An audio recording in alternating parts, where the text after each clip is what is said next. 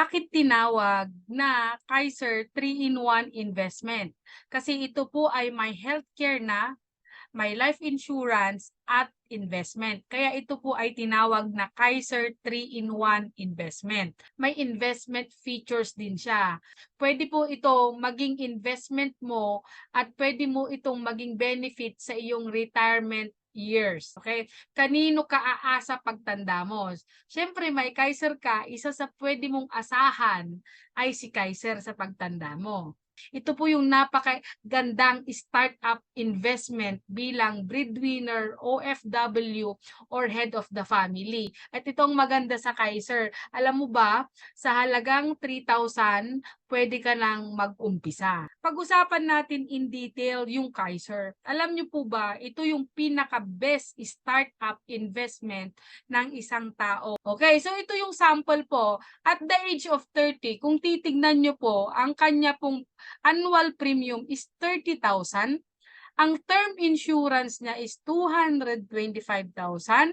Ito po yung instant money na makukuha ng family, whatever happens kung biglang umuwi sa heaven yung may-ari ng Kaiser. At ito po yung contract price niya, kung makikita nyo, 210. So, 7 years to pay lang.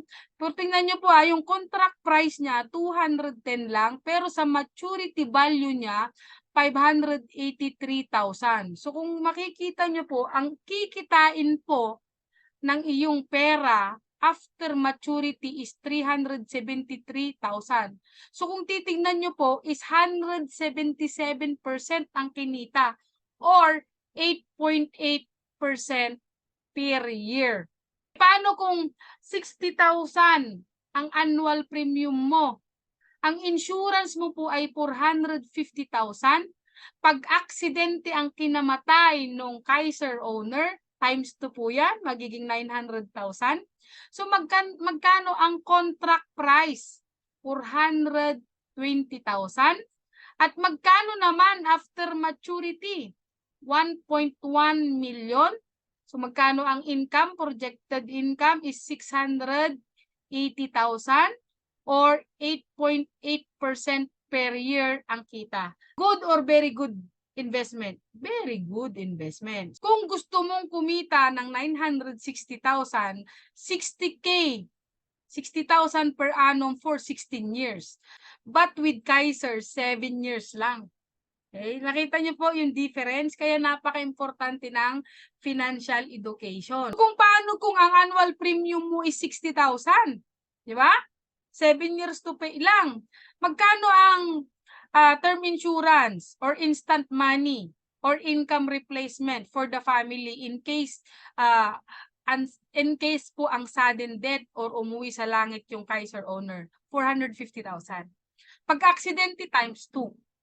Magkano ang contract price niya? Pag 60,000 per annum, 420,000 ang contract price niya. Pero magkano ang maturity value niya? 1.1 million. Kung titingnan mo, 1.1 million, after maturity, kung ayaw mo pang kunin, no?